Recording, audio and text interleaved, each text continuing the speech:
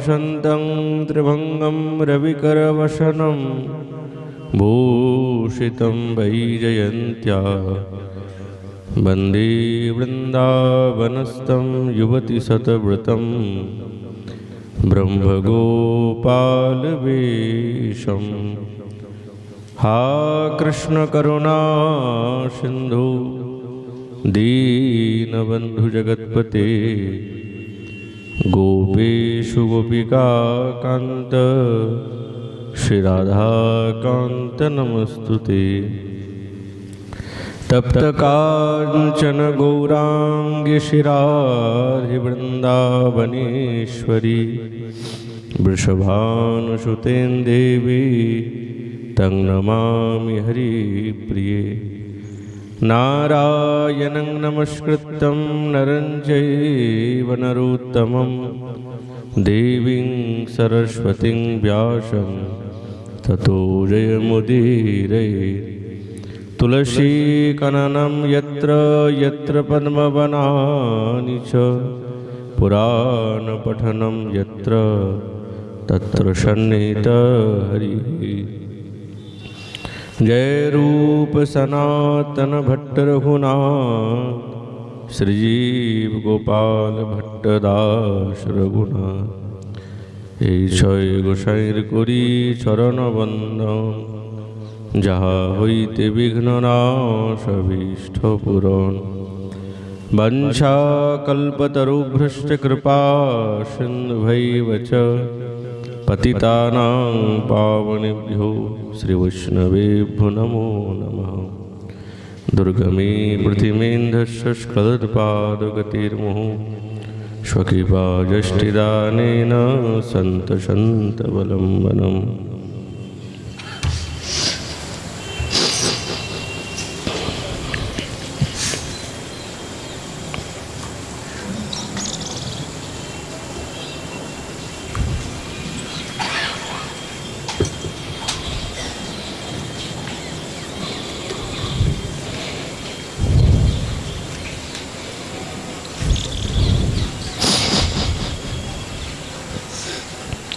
ओम नमो भगवते वासुदेवाय। श्री श्री राधा रस सुधा निधि तन्न प्रतिक्षण चमत्कृत चारुलीला लावण्य मोहन महामधुरांग भंगी राधाननं हि मधुरांग कला निधानम् आविर्भविष्यति कदा रससिन्धुसारम्। कलियुग पावन अवतार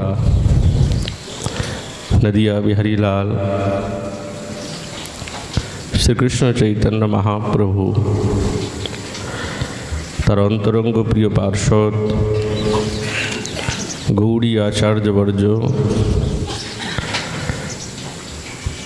श्रीपाद प्रबोधानंद सरस्वती चरण उनार সেই দিব্য রাধা রসসুধা নিধি গ্রন্থরত্নের সঙ্গে সাক্ষাৎকার দিচ্ছেন।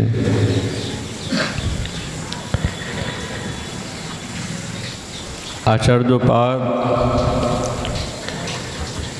ইনারা হচ্ছেন নিকুঞ্জের সেবিকা।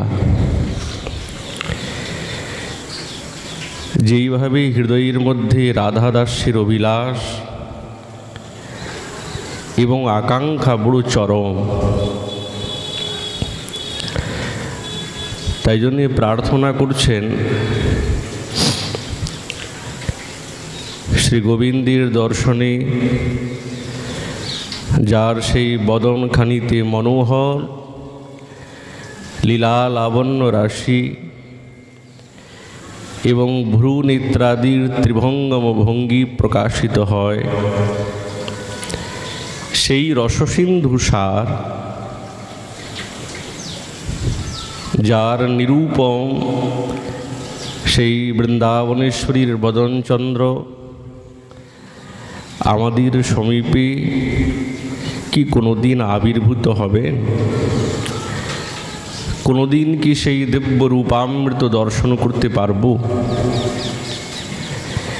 এই আশা করছেন। যেহেতু শ্রীপাদ স্বরূপের আবেশে বৃন্দাবনেশ্বরীর নিকুঞ্জ দেবী রূপেতে অনুভব করেছেন, ঠাকুরানী কুঞ্জেশ্বরী, তো ওনার সেবাতে রত থাকাই হচ্ছেন মঞ্জুরিগণের প্রাধান্যতা। ওই জন্য সম্বোধন করলেন দেবী। দেবী শব্দের অর্থ হচ্ছেন আরাধ্যা। দেবী বলতে অনেক কিছু বোঝায়, দেবু ক্রীড়া বিজয়ীষায়াম, কিন্তু এখানে যে দেবী সম্বোধন করেছেন, এই দেবী শব্দের অর্থ হচ্ছেন আরাধ্যা। তাহলে মঞ্জুরিগণের আরাধ্যাকে সাক্ষাৎ ঠাকুরানী।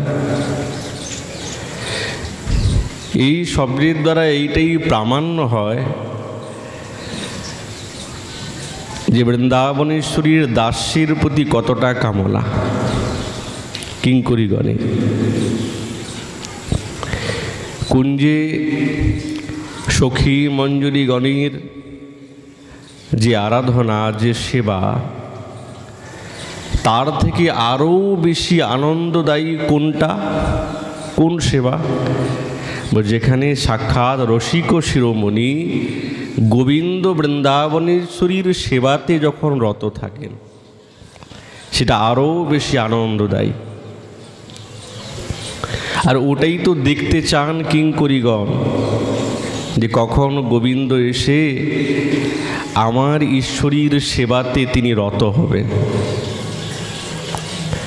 আচ্ছা, এইটি দেখার জন্যই সেবা করা, যত শুশ্রূষা করা। ওই জন্যে এই দেবী শব্দের সার্থকতা সেখানেই হয়েছে, যেখানে রসিক শিরোমণি সাক্ষাৎ শ্যামসুন্দর আরাধ্যা যখন বৃন্দাবনেশ্বরী হন। কিঙ্করীগণের তো আরাধ্যা হবেনি, কিন্তু গোবিন্দের যখন আরাধ্যা হন, তখন তার এই শব্দের মাধুর্য আরও বেশি বেড়ে গেল।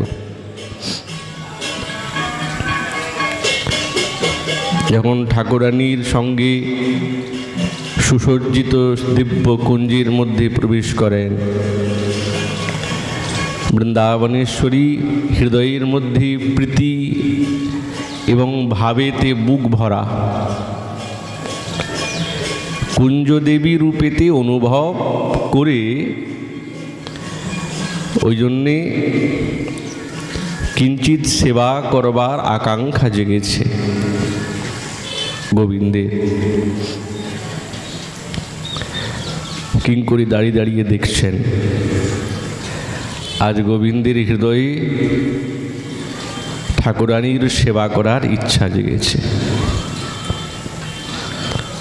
বুঝে গেছে না তো গোবিন্দকে বলতে হয়, আর না বৃন্দাবনেশ্বরীকে বলতে হয়। কেননা কিঙ্করীগণ হচ্ছেন বৃন্দাবনেশ্বরীর মনের ভাবনা বুঝে যান আগেই, বলতে হয় না। গোবিন্দের মনের ভাবকে কিঙ্করীগণ বুঝে ফেলেন আগেই, তবেই তো কিঙ্করী, তবেই তো তিনি মঞ্জুরি। মঞ্জুরি হওয়া কিন্তু অত সহজ না। তাহলে কতটা গভীরতা, বলার আগেই বুঝে ফেলেছেন কি করতে হবে, কেন করছেন, সব জানেন, আগেই বুঝে গেলেন। এই প্রতীক্ষাতে তো বসে আছেন যে আজ গোবিন্দ তিনি হবেন সেবক, আর বৃন্দাবনেশ্বরী হচ্ছেন সেব্য। সেব্য মানে আরাধ্যা। সঙ্গে সঙ্গে জলের ঝাড়ি নিয়ে এসছেন, পাত্র দিলেন, আর পাত্রটি গোবিন্দ বৃন্দাবনেশ্বরীর শ্রীচরণ তলে রেখেছেন। স্বর্ণঝাড়ি নিজেই নিয়েছেন হাতে, আর নিজেই নিয়ে বৃন্দাবনেশ্বরীর শ্রীচরণকে বিধৌত করছেন। সেবা আরম্ভ হয়ে গেল।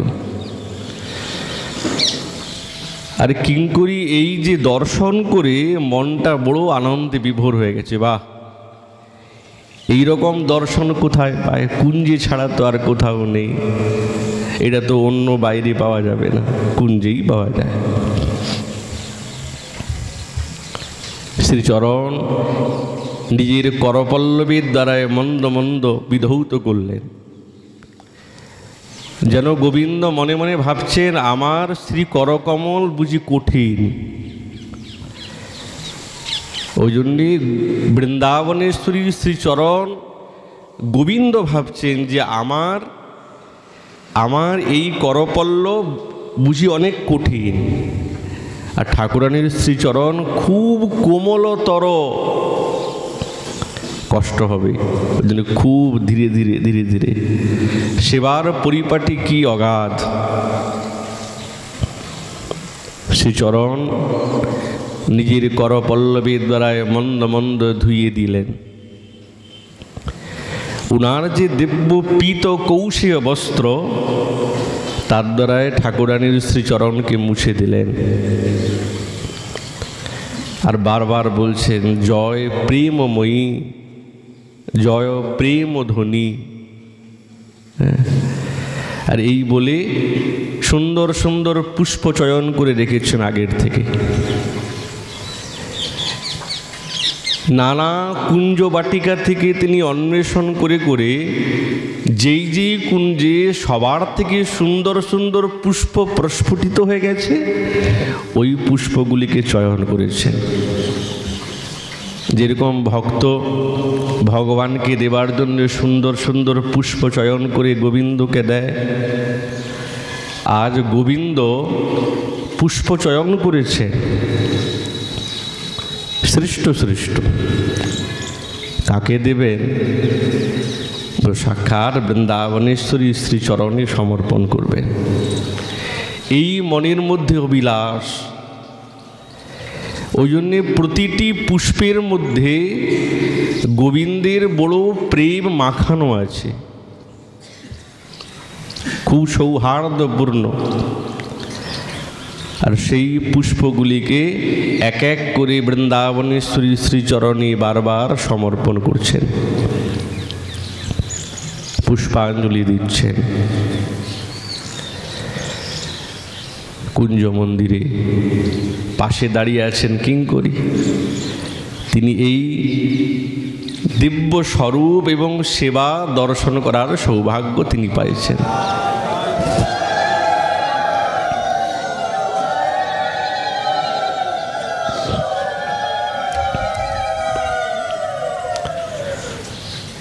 নয়নে গলদস্যুধারা, গোবিন্দের শ্রী নয়নে প্রেমাশ্রু ধারা ঝরঝর করে পড়ছে।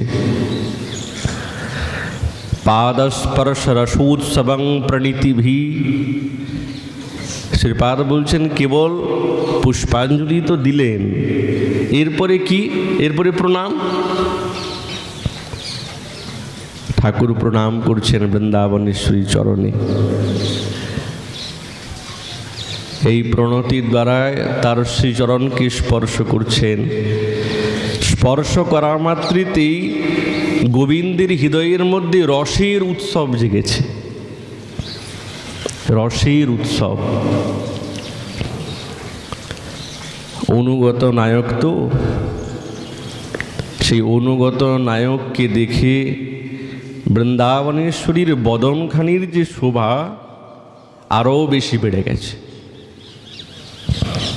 কি অপূর্ব শোভা! বদনখানিতে কত কত শৃঙ্গার রসের লীলা অভিব্যক্ত হচ্ছে। মনোহর দিব্য লাবণ্য রাশি। আচ্ছা, শ্রীপাদ যে পূর্বেই বললেন যে দেবী, তাহলে কি ব্রজগোপীগণ এতটাই সুন্দরী যেই সৌন্দর্যের কথা ব্যাখ্যান করছেন? বলে তাদের মতন সুন্দরী এবং রূপমা আর এই জগতে কেউ নেই, কেউ নেই। ওই জন্য শ্রী রূপ গোস্বামী চরণ বললেন যে ইন্দিরা মধুর গোষ্ঠ সুন্দরী বৃন্দ বিস্ময়কর প্রভোন্নতাম। এই জগতে সবার থেকে সুন্দরী হচ্ছেন কমলা দেবী, রূপবতী, তার মতন সুন্দরী কেউ নেই। তো দেবী মানে জীব গোস্বামী পাদ বলছেন কমলা দেবীকেও বোঝায় প্রথম। কিন্তু যারা রসিক হবেন তারা কমলাকে ধরেন না। বলছে দেবীর সর্বোৎকৃষ্ট অর্থ হচ্ছে সাক্ষাৎ রাধা ঠাকুরানী। দিবু ক্রীড়ায়া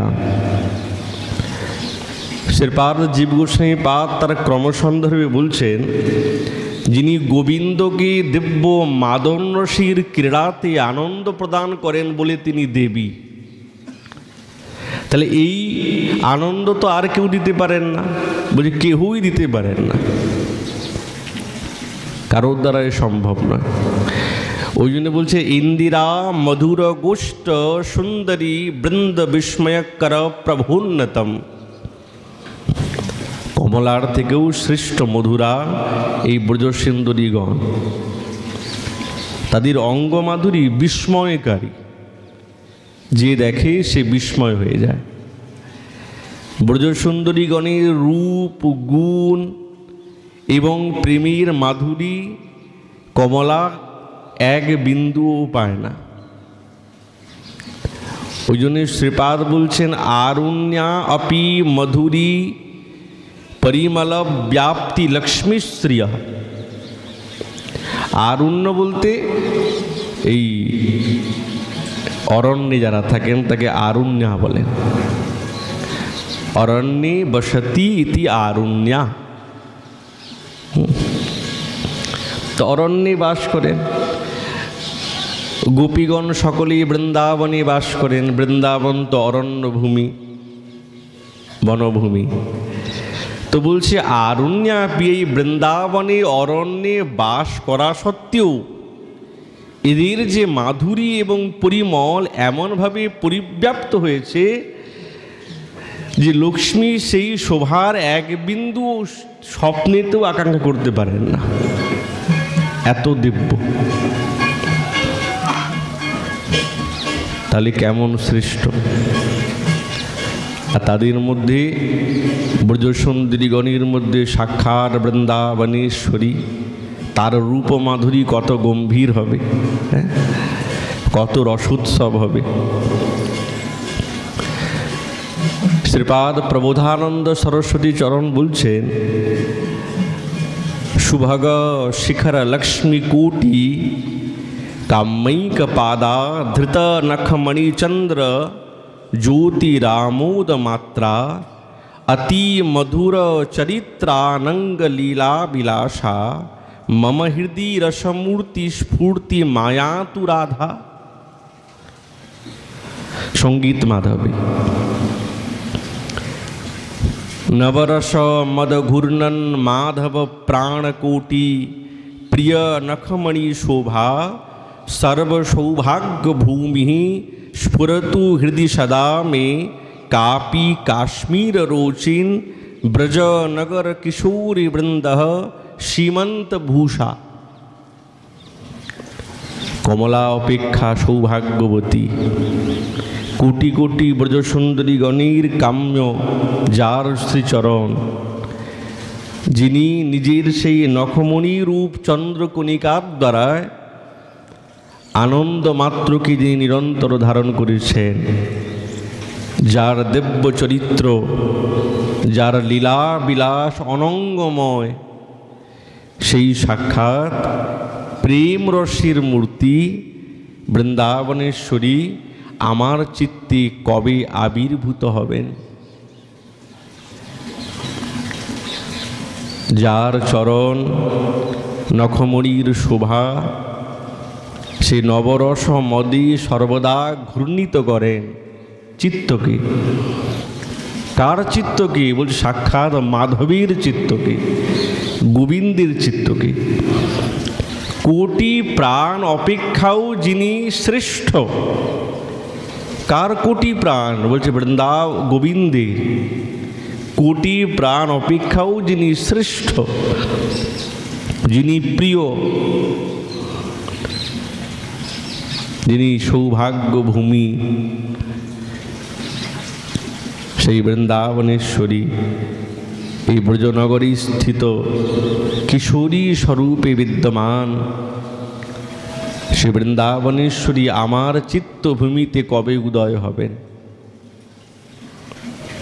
তাহলে লক্ষ্মীর শোভা এখানে নেই, নাই। গোবিন্দের চিত্তকে আকর্ষণ করার মতন ক্ষমতা একজনের কাছেই আছে, তিনি হচ্ছেন সাক্ষাৎ রাধা ঠাকুরানী, আর কারো কাছে নেই। সুন্দর সুন্দরী তো অনেক আছেন, কি গোপীগণ নন? আছেন, কিন্তু বৃন্দাবনেশ্বরী রূপ গুণেতে যেই প্রকার গোবিন্দ আকৃষ্ট হন, আর কারো রূপে গুণেতে আকৃষ্ট হন না। মহাপ্রভু সাক্ষাৎ প্রমাণ দিলেন। কেননা পূর্বে লক্ষ্মীনারায়ণের উপাসনা বেশি, আগে সকলেই লক্ষ্মীনারায়ণের উপাসনা করতেন। রাধা গোবিন্দের উপাসনা তো চিরকাল অনাদিকাল থেকেই আছে, এ কেউ তৈরি করে নাই।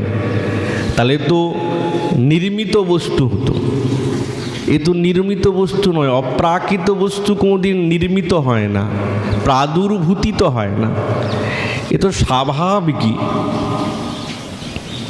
কিন্তু গুপ্ত ছিল, সকলেই জানতেন লক্ষ্মী দেবী দেবী, তিনি সর্বোত্তমা, তার রূপ তার গুণ সর্বোৎকৃষ্ঠা, এটি সকলে জানতেন। কিন্তু না, ব্রজের রস, ব্রজের ভাব, ব্রজের স্বরূপ একবারে বিলক্ষণ, আর কোথাও নেই। মহাপ্রভু যখন দক্ষিণ ভারতে গেলেন, ব্যাঙ্কেট ভট্টের সঙ্গে সাক্ষাৎকার করেছিলেন, ওনার গৃহেও ছিলেন। তো উনি তো লক্ষ্মীনারায়ণের উপাসনা করতেন। তো মহাপ্রভুর সঙ্গে তার সখ্যভাব প্রথম অবস্থাতে, পরে নয় কিন্তু প্রথমে সখ্য। তো খুব হাস পরিহাস করতেন। যেখানে সখ্যভাব আসে, যেখানে হাস পরিহাস থাকবেই।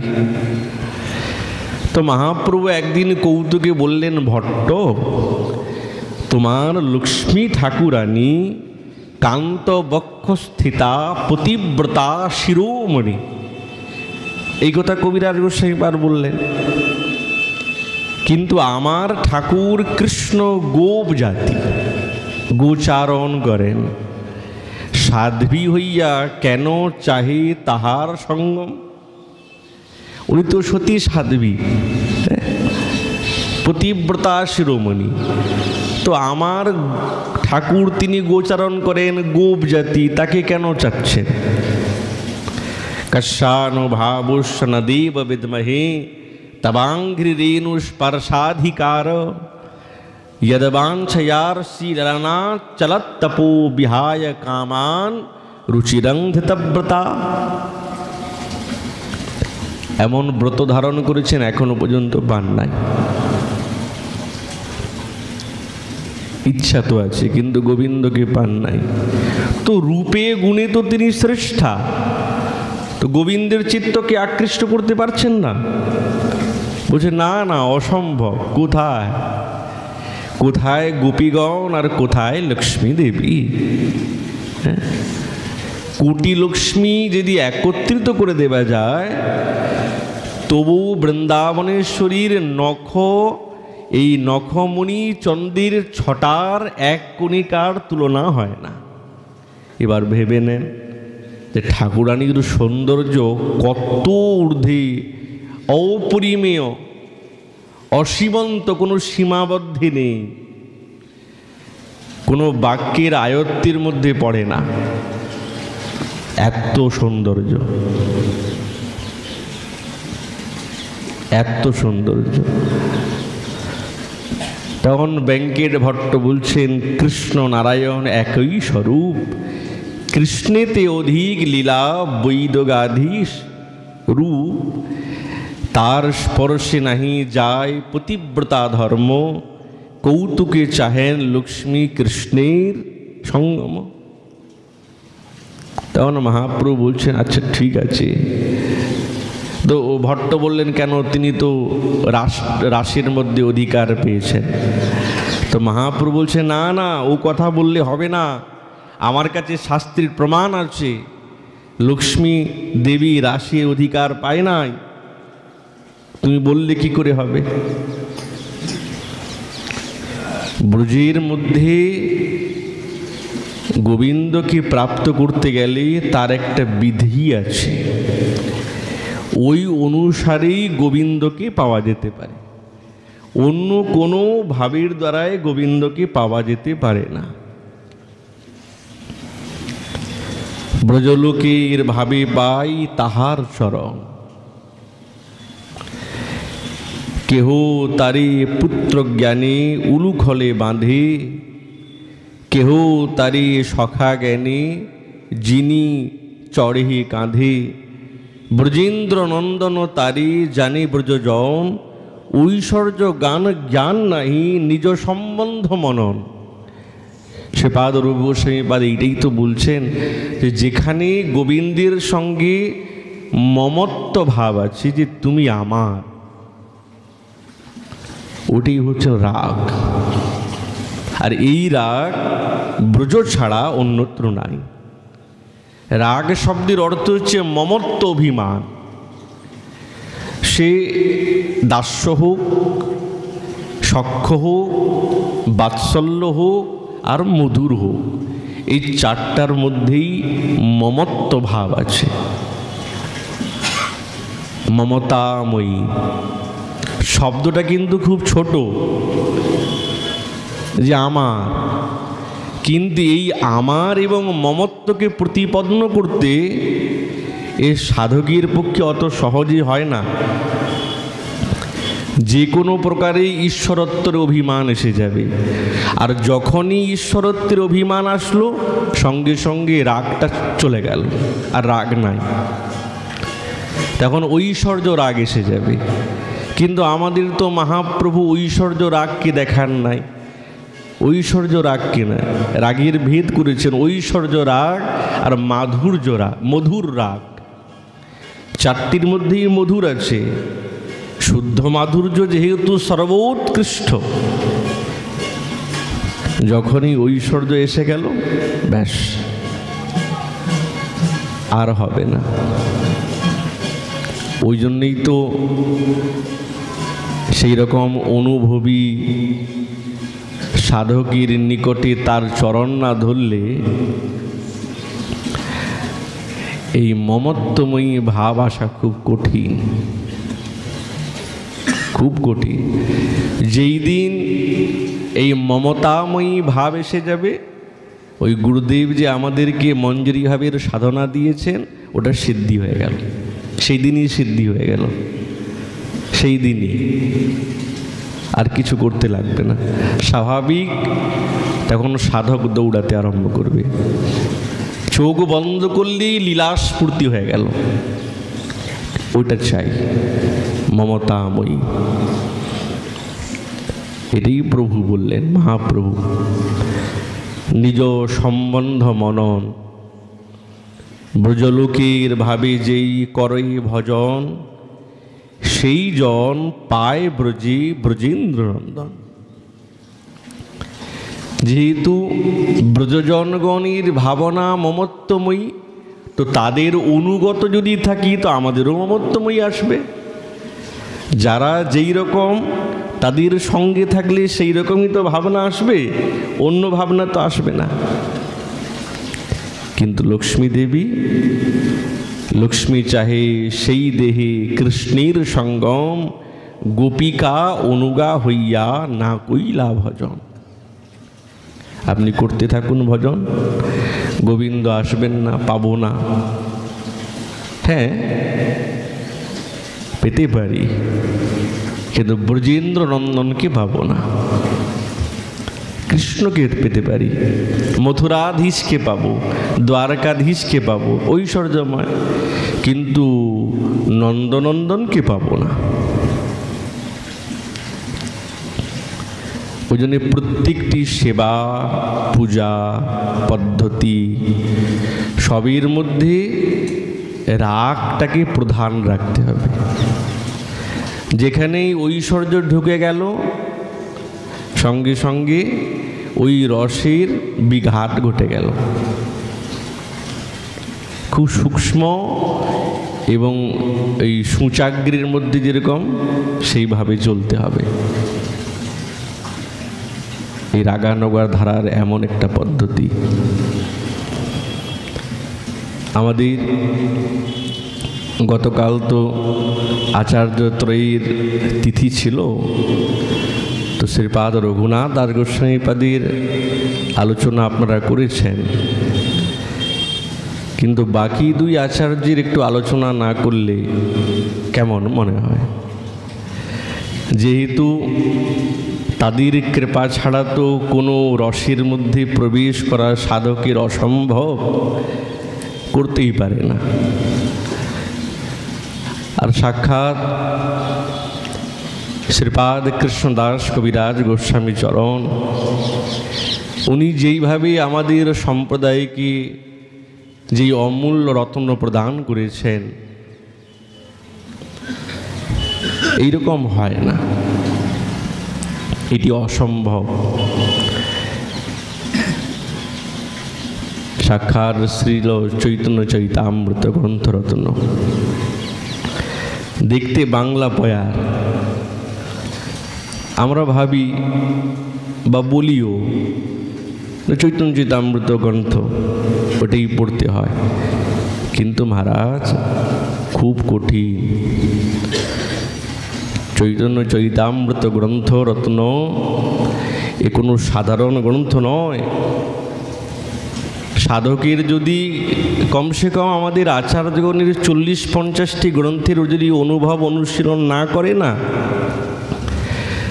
তো চৈতন্য চরিতামৃত অধ্যয়ন এবং তার মধ্যে গবেষণা করা খুব কঠিন হয়ে যাবে। উপরে উপরে তো সকলেই পড়ে নেব, কোনো অসুবিধা নেই, কিন্তু ভিতরে প্রবেশ করা আর উপরে উপরে চলে যাওয়া, দুটার মধ্যে অনেক পার্থক্য আছে। সমুদ্র দেখা এবং সমুদ্রের ভিতরে প্রবেশ করে ডুব দিয়ে আসা, দুটির মধ্যে পার্থক্য, এক নয়। চৈতন্য চৈতামৃত গ্রন্থ পড়তে গেলে আগে তো চৈতন্য ভাগবত পড়তে হবে, চৈতন্য মঙ্গল পড়তে হবে, ভক্তির রসামৃত সিন্ধু পড়তে হবে, উজ্জ্বল নীলমণি ইত্যাদি গ্রন্থ, সঙ্গীত মাধব ইত্যাদি, দর্পণ চন্দ্রিকা ইত্যাদি,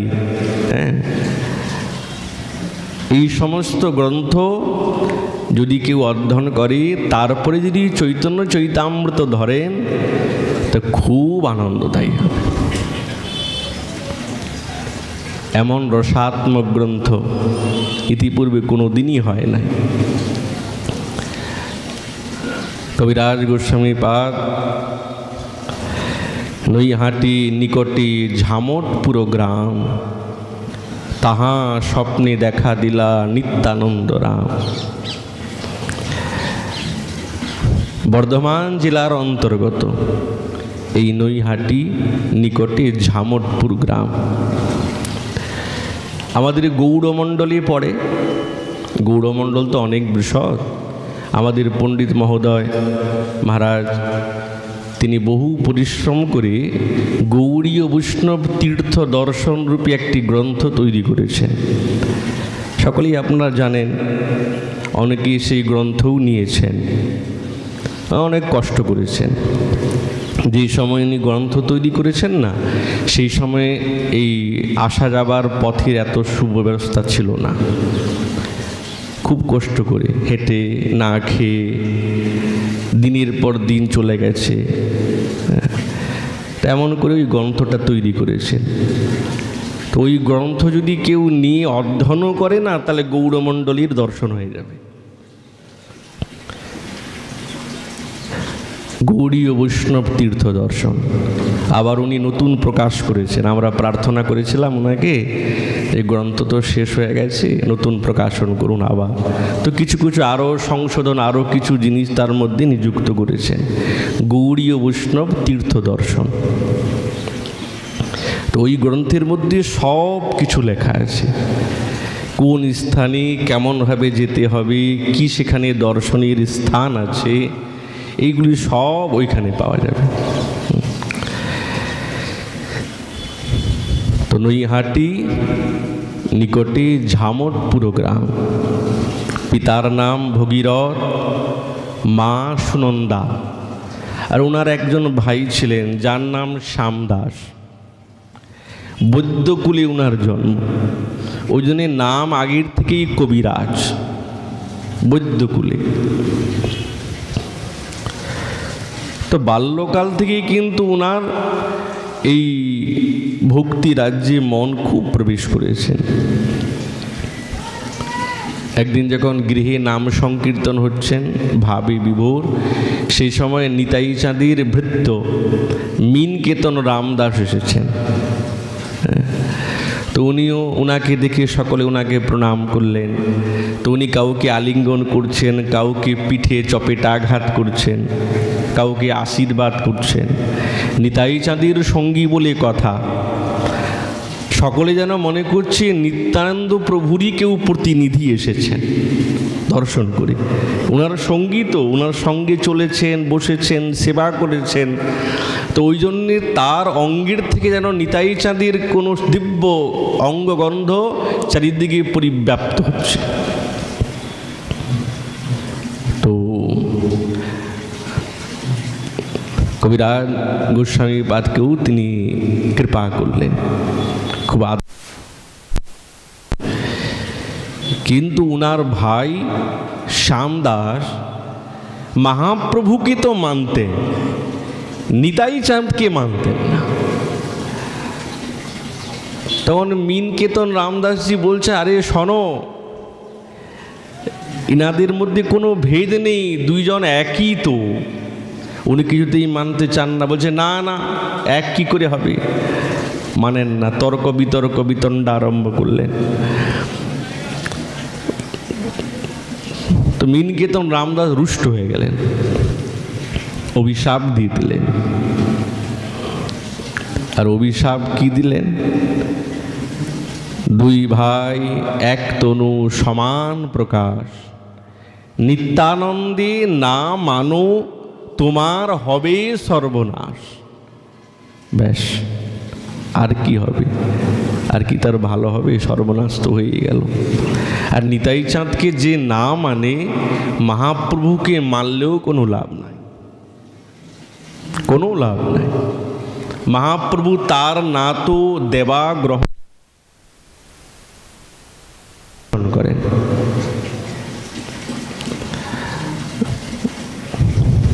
সেখান থেকেই কৃপা হলো।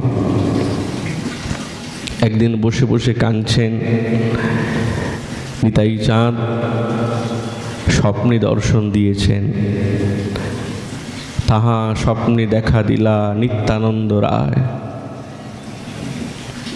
দণ্ডবৎ হইয়া আমি পরিণু পাইতে, নিজ পাদ পদ্মে প্রভু দিলামুর মাথে। নিতাই চাঁদের কৃপা তো চরণের দ্বারাই হয়। শ্রীচরণ মস্তকে দিলেন। প্রভুকে স্বপ্নে দেখেছেন, ওটা স্বপ্ন নয়, সাক্ষাৎ। প্রভুকে যে কোনো ভাবেতে যদি একবার দেখা যায়, ওটা বাস্তব, অবাস্তব না।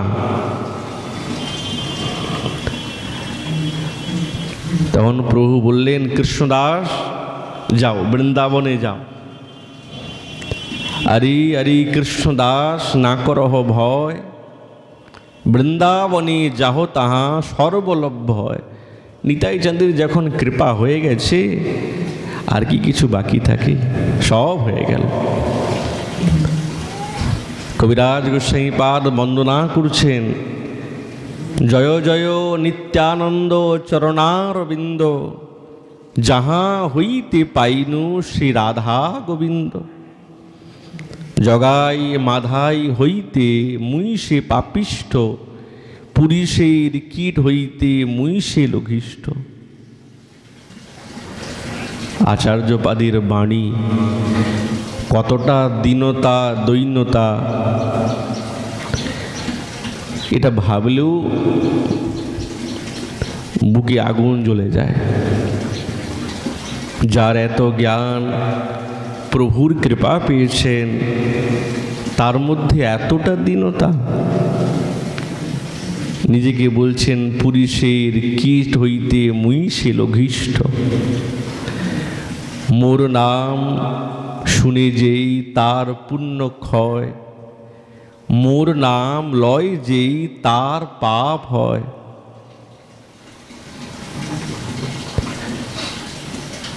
এই কথাগুলো শুনে যদি নিজেকে দাঁড় করানো হয় না, তো মনে হয় যে মাদৃশ সাধক কোনো স্থানেই দাঁড়াতে পারবে না। এগুলি আচার্যগণের বাণী। আর এইটি বাইরের বাণী নয়, হৃদয় থেকে বলছেন, একবারে মন থেকে তিনি বলছেন, মোর নাম লয় যেই তার পাপ হয়। এমন নিঘৃণ মোরে কেবা কৃপা করে,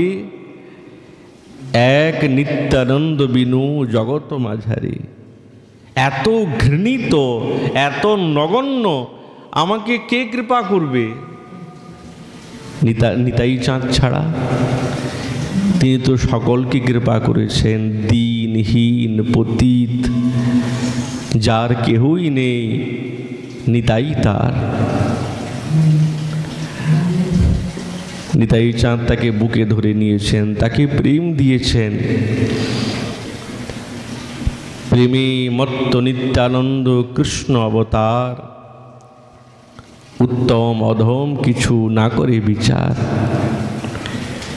সেই ক্ষণে বৃন্দাবনে করিনু গমন, প্রভুর কৃপাতে সুখে আইনু বৃন্দাবন।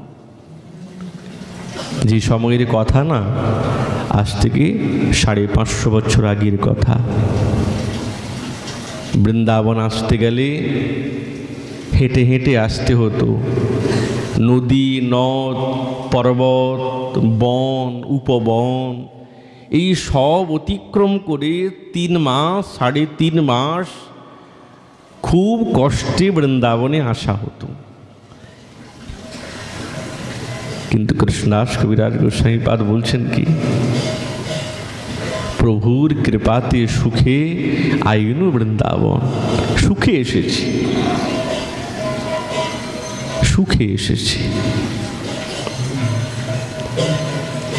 তাহলে তাদের শ্রী বৃন্দাবন ধামের প্রতি কতটা শ্রদ্ধা, কতটা শ্রদ্ধা, যে যত কষ্ট পেয়েছেন বৃন্দাবনাত্মক আনন্দকে প্রাপ্ত করে বলছে সুখে এসেছি বৃন্দাবন, আর কি চাই? প্রভুর কৃপা না হলে সুখে আসা যায়? নিতাই চাঁদের কৃপাতেই তিনি আর এই এত বড় দার্শনিক গ্রন্থ রচনা করলেন, শ্রী শ্রী চৈতন্য চরিতামৃত। শ্রীজীব গোস্বামী পাদের হাতে দেখুন এই গ্রন্থটা তুলে দিয়েছেন না, উনি দেখে তো অবাক। এইরকম তো উনি প্রথমে সমর্থন করেন নাই, কেননা উনি ভাবছেন যদি এই রসের কথা এতটা সরল হয়ে যায় তাহলে অসুবিধে হতে পারে। পরে ভাবলেন না না, সবই প্রভুরই কৃপা, ঠিক আছে। ওনার পূর্ণ সমর্থন হলেন। কেননা যে কোনো গ্রন্থ, যে কোনো আচার্য যদি উনি লিখতেন তো উনার হাতে আগে সমর্পণ করতেন, উনি বললে তবে প্রকাশ হবে। রূপ গোস্বামী পাদ হোক, সনাতন গোস্বামী পাদ হোক, গোপাল ভট্ট গোস্বামী পাদ হোক, রঘুনাথ দাস গোস্বামী পাদ হোক, সকলেই আগে শ্রীজীবের হাতে দিতেন গ্রন্থ। কবিরাজ গোস্বামী পাদ তিনি ওই গ্রন্থ যখন দিলেন, তো এই গ্রন্থ নয়, সাক্ষাৎ মহাপ্রভুর এই তেনিয়ং বাংময়ী বার্তা প্রত্যক্ষে বর্ততা হরে, যেরকম সাক্ষাৎ শ্রীমদ্ ভাগবত ভগবানের বাংময় মূর্তি, সেরকম ছিল চৈতন্য চৈতামৃত মহাপ্রভু এবং নিত্যানন্দ প্রভুর বাংময় মূর্তি, আলাদা কিচ্ছু না, একবারে বাংময় মূর্তি। বুঝে গেলেন সেই কৃষ্ণদাস কবিরাজ গোস্বামী চরণ, ওনার গতকাল তিথি ছিল। আর রঘুনাথ ভট্ট গোস্বামী চরণ, ইনিও আমাদের ষড়গোস্বামীর মধ্যে অন্যতম। বাল্যকালেই মহাপ্রভুর কৃপা পেয়ে গেছেন, বাল্যকালে। তপন মিশ্রের পুত্র, রঘুনাথ ভট্টের পিতা তপন মিশ্র, যখন গারস্থ জীবনে থাকেন তপন মিশ্র, তখন তিনি পূর্ববঙ্গে পদ্মাবতী নদীর তটে তিনি অধ্যাপক রূপে তিনি যুক্ত ছিলেন। যেহেতু তিনি পূর্বের থেকেই পূর্ববঙ্গেরই ছিলেন, কিন্তু যদি ওনাদের পূর্বপুরুষ দেখা যায় সকলেই দক্ষিণ ভারতের। কেন ভট্ট ওই দিকে নয়, সব ভট্ট দক্ষিণ ভারতে, ভট্ট মিশ্র সকলেই দক্ষিণ ভারতে। কিন্তু সেই সময় পণ্ডিতগণ দক্ষিণ ভারত থেকে পূর্ববঙ্গে এসে থাকতেন, পঠন পাঠন করাতেন। তো সেই দিকে উনি পূর্ববঙ্গবাসী হয়ে গেলেন। বিদগ্ধ পণ্ডিত ছিলেন, বিখ্যাত পাণ্ডিত্য। উনি সাধ্য সাধন তত্ত্ব বিষয়ে অনেক বড় বড় পণ্ডিতগণের সঙ্গে বিচার বিমর্শ করলেন, কিন্তু মনে শান্তি পেলেন না, আর কোনো সিদ্ধান্তে দাঁড়াতে পারলেন না। বসে বসে চিন্তা করছেন, এই বস্তু কি খুঁজে পাবো না, সাধ্য সাধন কি, সার কি, এই ভেদ কি করে জানবো। বসে বসে কাঁদছেন, তো হঠাৎ দেখছেন কোনো একজন অদিব্য পুরুষ তার নিকটে আবির্ভূত হয়ে গেলেন। বলছে, ওহে ব্রাহ্মণ প্রবর, তুমি চিন্তা করো না, তুমি যাও শ্রীকৃষ্ণ চৈতন্য মহাপ্রভু নিমাই পণ্ডিত, তার কাছে যাও। তিনি সাক্ষাৎ ভগবান, মনুষ্য নহেন তেহ নরনারায়ণ, নররূপে লীলা তার জগত কারণ। এই বলে আর সেই দিব্য পুরুষ বিলুপ্ত হয়ে যান। যখনই অন্তর্ধান করলেন তপন মিশ্র, সেখান থেকে চলতে চলতে এসে দেখেন উচ্চ পীঠের মধ্যে বসে আছেন নিমাই পণ্ডিত, কুঞ্চিত কেশ, দিব্য পীতবসন, চারিদিকে সমস্ত ছাত্রগণ দ্বারাই পরিব্যাপ্ত হয়ে আছেন। বুঝে গেলেন ইনি সেই নিমাই পণ্ডিত। এই অলৌকিক দিব্য রূপামৃত দর্শন করে তপন মিশ্র একবারে অভিভূত হয়ে গেলেন, সাষ্টাঙ্গে প্রণাম করলেন। মিশ্রকে দেখেই প্রভু জিজ্ঞাসা করলেন, কি নাম তোমার? বলছে, মহারাজ তপন মিশ্র। বসুন। বসালেন। জিজ্ঞাসা করলেন, প্রভু আমি সাধ্য সাধন তত্ত্ব জানতে চাই। তখন প্রভু বলছেন, হ্যাঁ, ভগবান যুগে যুগে এই জীবের কল্যাণের জন্য তিনি অবতীর্ণ হন। কিভাবে ভজন করতে হয় এই বিষয়ে তিনি উপদেশ করেন। সত্যযুগে ধ্যান, ত্রেতাতে যজ্ঞ, দ্বাপরে পরিচর্যা, আর কলিতে নাম সংকীর্তন। কলিযুগ ধর্ম হয় নাম সংকীর্তন, চারি যুগে চারি ধর্ম জীবের কারণ। অতএব তুমি নাম করো, ভগবানের প্রতি নিষ্ঠা রাখো, দেখবে একদিন তুমি সব বুঝে যাবে। তুমি এখন যাও। মহাপ্রভুর কৃপা পেয়ে তপন মিশ্রকে বললেন, তুমি কাশীতে যাও, তোমার সঙ্গে সাক্ষাৎকার হবে। আবার তো সেখান থেকে চলে গেলেন। মহাপ্রভু নবদ্বীপের দিকে যাত্রা করলেন। পরে তিনি এই সন্ন্যাস ধর্ম অবলম্বন করলেন। মহাপ্রভু যখন বৃন্দাবনে যাত্রা করেন, তখন ওই কাশীতে এসে মণিকর্ণিকা ঘাটিতে স্নান করে বারবার হরিবোল হরিবোল বলছেন, বারবার হরিবোল হরিবোল। আচ্ছা, এমন সময়ে তপন মিশ্র ওখানে স্নান করছেন। কি ব্যাপার? মায়াবাদী সন্ন্যাসী যারা যারা চৈতন্য ব্রহ্ম এই ছাড়া অন্য কোনো শব্দ মুখে নেই, এই একবারে নিরস স্থানে নিরস ভাষাতে এই অপ্রাকৃত ভাষার উদয় হলো কি করে? কে যে হরিবোল হরিবোল বলছে? খুঁজতে আরম্ভ করলেন। দেখি তো পাশেই তো মহাপ্রভু ডুব দিয়ে যেমনি উঠেছেন সন্ন্যাসীর স্বরূপ। তপন মিশ্র দেখছি, মনে মনে ভাবছেন চেনা চেনা মনে হচ্ছেন। ইনি কি? আচ্ছা, আগে যখন দেখেছেন তখন তো স্বরূপ অন্য ছিল, আর এখন তো তিনি সন্ন্যাস নিয়েছেন, একবারে স্বরূপের পরিবর্তন হয়ে গেছে। কিছুই নেই, কেশমুণ্ডন, কৌপিনধারী, কিছুই তো নেই, গেরুয়া বসন। প্রভুর বাক্যামৃত রূপামৃত দর্শন করে চিনতে পেরে গেছেন। সঙ্গে সঙ্গে চরণে সাষ্টাঙ্গে প্রণাম করে বলছেন, প্রভু আপনি এসেছেন। এই মহামায়াবীদের মধ্যে এই হরিধ্বনির দ্বারায় আপনি তো একবারে আনন্দের সাগর বন্যার করে দিয়েছেন। ইনি সাক্ষাৎ সেই নিমাই পণ্ডিত। তপন মিশ্র গৃহে আসলেন, বহু আদর সৎকার করলেন। সঙ্গে বলভদ্র ভট্টাচার্য ছিলেন, তিনি রন্ধন করে প্রভুকে ভোগ দিলেন। আর সেই উচ্ছিষ্ট তপন মিশ্র নিজে নিলেন, নিজের গৃহিণীকে দিলেন, আর উনার পুত্র সাক্ষাৎ রঘুনাথকে দিলেন।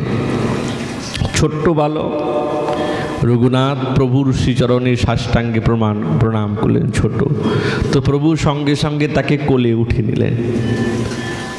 তাহলে বাল্যকালেই এত বড় কৃপা পেয়ে গেছেন, মহাপ্রভুর শ্রীকোল পেয়ে গেলেন, কিছু কি বাকি থাকে?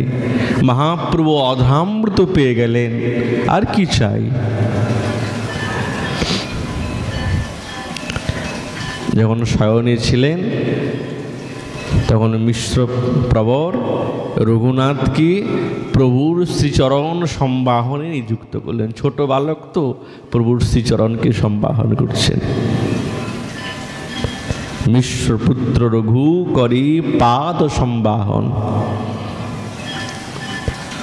মহাপ্রভুর সঙ্গে বহু সংবাদ হলো, চন্দ্রশেখরীর সঙ্গে সাক্ষাৎকার হলো, বহু কৃষ্ণ কথা, বিশ্বেশ্বর, বিন্দু মাধব, দশাশ্বমেধ ঘাট সব দর্শন করলেন। আর তপন মিশ্রের গৃহে তিনি ভোজন করতেন। কাশীতে ব্রহ্ম আত্মা চৈতন্য ছাড়া কোনো কথা নেই, কোনো কথা নেই। এই তিনটি নিয়ে তারা থাকেন। তো যারা সন্ন্যাসীগণ তারা প্রকাশানন্দ সরস্বতীপাদের নিকটে এসে বলেন মহাপ্রভুর কথা, যে শ্রীকৃষ্ণ চৈতন্য। তো চৈতন্য বলেন, শ্রীকৃষ্ণ আর বলেন না। প্রভুকে এসে বলেন, প্রভু বহু চেষ্টা করলাম, কিন্তু উনি শ্রীকৃষ্ণ বলবে না, চৈতন্য বলবে। প্রভু বলে, শোনো, এটি অপরাধীর কারণ। মায়াবাদী কৃষ্ণের চরণে অপরাধী, ওই জন্যে শ্রীকৃষ্ণ উচ্চারিত হয় না, চৈতন্য চৈতন্য। যাক, মহাপ্রভু প্রকাশানন্দ সরস্বতী পাদকে কৃপা করলেন, আর এত কৃপা করলেন যে তিনি ওই বস্তুকে ত্যাগ করে এত বড় বিপুল পরিবর্তন হয়ে গেল। কোথায় মায়াবাদী ছিলেন আর কোথায় রসবাদী হয়ে গেলেন।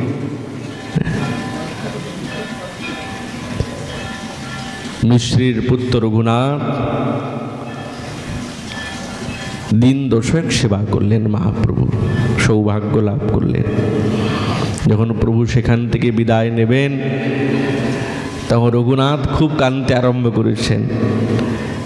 প্রভুর শ্রীচরণ ধরে বলছে, তুমি চিন্তা করো না, থাকো এখানে, মাতা পিতার সেবা করো, সময় পেলে আমার সঙ্গে সাক্ষাৎকার করতে যাবে। তো মাতা পিতার সেবা করেন। তো একদিন তিনি শ্রীপুরী ধামে যান প্রভুর সঙ্গে সাক্ষাৎকার করতে। প্রভু রঘুনাথকে দেখে বড় আনন্দে, ও রঘুনাথ এসেছে। রঘুনাথ বলছেন, প্রভু আমার কথা আপনার মনে আছে? আমি তো মনে করেছি বুঝি আপনি ভুলে গেছেন। বলছি, তোমার কথা, তোমার পিতার কথা, তোমার মায়ের কথা কি করে ভুলতে পারি? তো যখন রঘুনাথ মহাপ্রভুর সঙ্গে সাক্ষাৎকার করতে পুরীধামে যান, তখন তপন মিশ্র এবং তার গৃহিণী মহাপ্রভুর জন্য অনেক সুন্দর সুন্দর বস্তু তৈরি করে দিয়েছেন, অনেক সুন্দর সুন্দর বস্তু। তো রঘুনাথ সেইগুলিকে পোটলা বেঁধে আর মাথায় নিয়ে চলতে আরম্ভ করেছেন, প্রভুর জন্য নিয়ে যাচ্ছি। তো পথে এখন একজন রামানন্দী সন্ন্যাস সাধু বৈষ্ণব, তার নাম রামদাস। তো রঘুনাথকে দেখে তার মনের মধ্যে খুব আনন্দ হলো, বাহ ভাই বাহ, আপনি তো সাক্ষাৎ ব্রাহ্মণ, এই বোঝাটা আমাকে দেয়। জোর করে কেড়ে নিলেন, আর কেড়ে নিয়ে মাথায় নিয়ে তিনি বইতে আরম্ভ করলেন। তো রঘুনাথ বলছে, মহারাজ আপনি কেন বইছেন, আমাকে দেন, আমার বোঝা আমি বই। তখন রামদাস বলছে, শোনো, কত জন্মের পাপী কে জানে, কিন্তু আপনি তো ব্রাহ্মণ, আপনার যদি সেবা করতে পারি তো আমার মনে আনন্দ হবে, আমি বয়ে নিয়ে যাই। তো তিনিও ওই পুরীধামেতে আসলেন। রঘুনাথের কৃপাতে সেই রামদাস তিনি প্রভুর দর্শনও পেলেন, আর পরবর্তী সময়ে তিনি এই রাগানুগার সাধকও হয়ে গেলেন রঘুনাথের কৃপাতে। মহাপ্রভু কি যখন সেই বস্তুগুলিকে দিলেন, তো গোবিন্দকে ডেকে বলছেন, দেখো কি নিয়ে এসছে। মহাপ্রভু নিজে সামনে বসে গেলেন, একবারে নিচে বসে গেলেন, পোটলাটা রেখেছেন, আর এক একটা বস্তু দিচ্ছেন, আর প্রভু এক একটা বস্তু সযত্নে রাখছেন। বা গোবিন্দকে বলছে, দেখলে তো গোবিন্দ, আমার জন্য তপন মিশ্র কত ভালো ভালো জিনিস পাঠিয়েছে, এইগুলিকে যত্ন করে রাখো। প্রেম ভালোবাসা কতটা গভীর। রঘুনাথকে বুকে জড়িয়ে ধরলেন, ভোজন করলেন, সমস্ত ব্যবস্থা মহাপ্রভু করলেন। বললেন, তুমি যাও, তুমি মাতা পিতার সেবা করো, সংসারে প্রবেশ করবে না। তিনি যখন ফিরে আসলেন, পিতামাতার সেবা করলেন, বৃদ্ধা অবস্থা, সংসার করলেন না, সংসারের মধ্যে প্রবেশ করেন নাই। যখন মাতা পিতা তাদের দেহান্ত হয়ে গেল, প্রভুর আদেশ নিয়ে তিনি বৃন্দাবনে যাত্রা করলেন। আর বৃন্দাবনে এসে রূপ আর সনাতন তাকে নিজের কনিষ্ঠ ভাইয়ের মতন নিজের নিকটে রাখলেন। যেহেতু প্রভুর কৃপাতে সমস্ত শাস্ত্র এবং সমস্ত ভজনীতে তিনি তো পারঙ্গত ছিলেনই। রূপ আর সনাতন আচার্যগণ তার শ্রীমুখে শ্রীমদ্ ভাগবত কথা শ্রবণ করতেন। রূপ গোসাই সভায় করেন ভাগবত পঠন, ভাগবত পড়িতে প্রেমে আউলায় তার মন। অশ্রু কম্প গদগদ প্রভুর কৃপাতে, নেত্র কণ্ঠ রোধে বাষ্প না পারি পড়িতে। যখন ভাগবত পাঠ পড়তেন তখন ভাবে বিভোর হয়ে যেতেন। তিনি দেখতেন এই ভাগবতের প্রতি শ্লোকে সাক্ষাৎ আমার প্রভু শ্রীকৃষ্ণ চৈতন্য, আর কেঁদে আকুল হয়ে যেতেন।